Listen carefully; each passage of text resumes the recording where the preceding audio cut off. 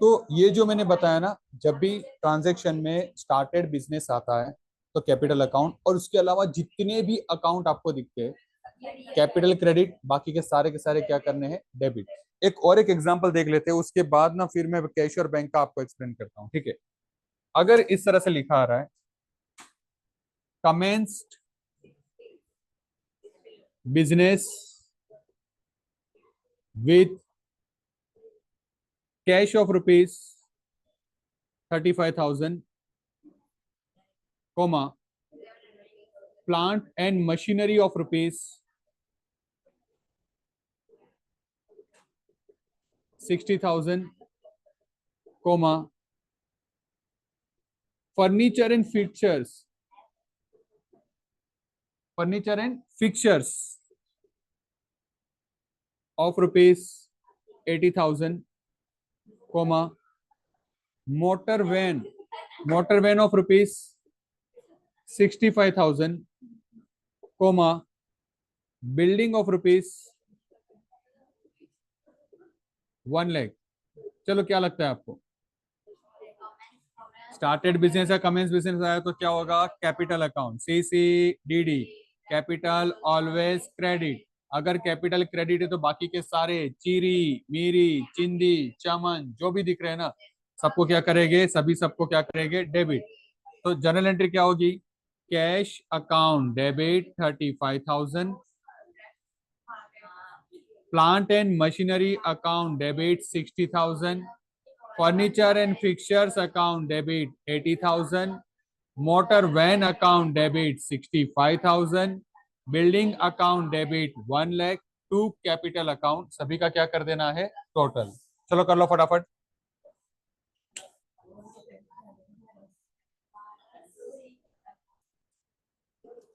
Cash और bank, हमारे हाथ में पैसा है, हम बैंक में डाल रहे हैं। जो पैसा बैंक में है वो कैश, बैंक कैश ऑफिस में लेके आ रहे हैं। तो कैश बैंक, कैश बैंक याद रखिएगा। Cash account real account, bank account personal account. पर जो अब मैं आपको रूल बता रहा हूं उस रूल को ध्यान से सुनना है। जब भी बैंक बैलेंस बढ़ता है, जब भी बैंक बैलेंस बढ़ता है तो डेबिट, जब भी बैंक बैलेंस कम होता है तो क्रेडिट। अब उसका रीजन क्या है, जितनी भी एसेट्स है वो डेबिट होती है और जो लाइबिलिटीज होती है वो क्रेडिट होती है, ये दिमाग में बिठा दो।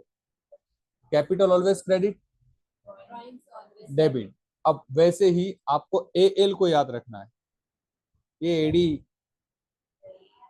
AAD assets are debit, AAD पढ़ने में ध्यान दे, नहीं तो LC दे दूंगा।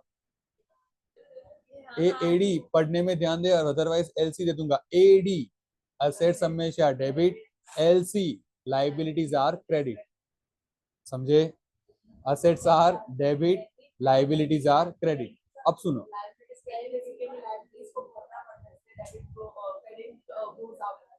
नहीं नहीं नहीं, उसका फंडा में, ये फंडा उसमें नहीं आएगा, फंडा अलग है। आपको भी इतना याद रखना है, जब भी बैंक बैलेंस बढ़ता है, जब भी बैंक बैलेंस बढ़ता है डेबिट, जब भी बैंक बैलेंस कम होता है क्रेडिट। जब भी बैंक बैलेंस बढ़ता है डेबिट, जब भी बैंक बैलेंस कम होता है क्रेडिट। जब भी बैंक बैलेंस बढ़ता है डेबिट, जब भी बैंक बैलेंस कम होता है क्रेडिट। जब भी बैंक बैलेंस बढ़ेगा डेबिट, जब भी बैंक बैलेंस कम होगा क्रेडिट। जब भी बैंक बैलेंस बढ़ेगा डेबिट, जब भी बैंक बैलेंस कम होगा क्रेडिट। जब भी बैंक बैलेंस बढ़ेगा डेबिट, जब भी बैंक बैलेंस कम होगा क्रेडिट। तो बैंक का बैलेंस अगर बढ़ता है तो डेबिट, बैंक का बैलेंस जब भी कम होता है तो क्रेडिट। अब ध्यान से देखना, ₹1,000 डिपॉजिटेड इनटू द बैंक, ध्यान रखना बहुत इंपॉर्टेंट है।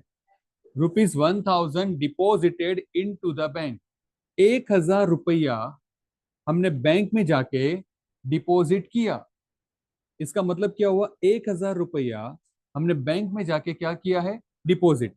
तो एक अकाउंट तो आपको दिख रहा है बैंक अकाउंट, एक अकाउंट कौन सा दिख रहा है, बैंक अकाउंट। सुनो ध्यान से, अगर मैंने बैंक में 1,000 रुपया डिपॉजिट किया, मेरा बैंक बैलेंस बढ़ेगा या कम होगा, दिमाग लगा के बताओ, बढ़ेगा या कम होगा। मैंने बैंक में जाके 1,000 डिपॉजिट किया तो मेरा बैंक बैलेंस बढ़ेगा या कम होगा। रूल क्या है, बैंक बैलेंस बढ़ा तो क्या करना है, डेबिट। अगर bank balance debit, bank account debit हो गया तो दूसरा कौन होगा, क्रेडिट। पर देखो कौन सा अकाउंट है, आपने क्या डिपॉजिट किया बैंक में, 1,000 रुपया cash, that is cash account. Cash account कौन सा अकाउंट है, रियल अकाउंट।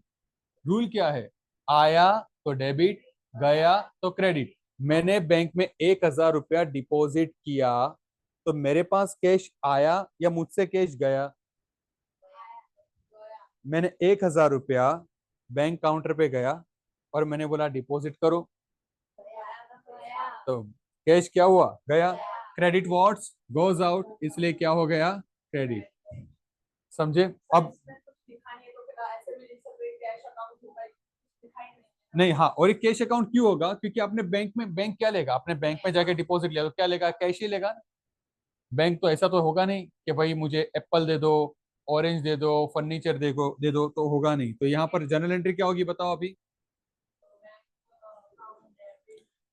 ओके, पहला डेबिट क्या होगा, bank account debit 1,000 to cash account 1,000, narration being deposited, ₹1,000 being deposited into the bank.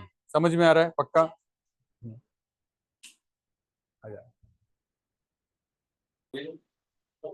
Cash of ₹50,000 deposited into the bank, cash of ₹50,000 deposited into the bank। करो फटाफट और मुझे बताओ।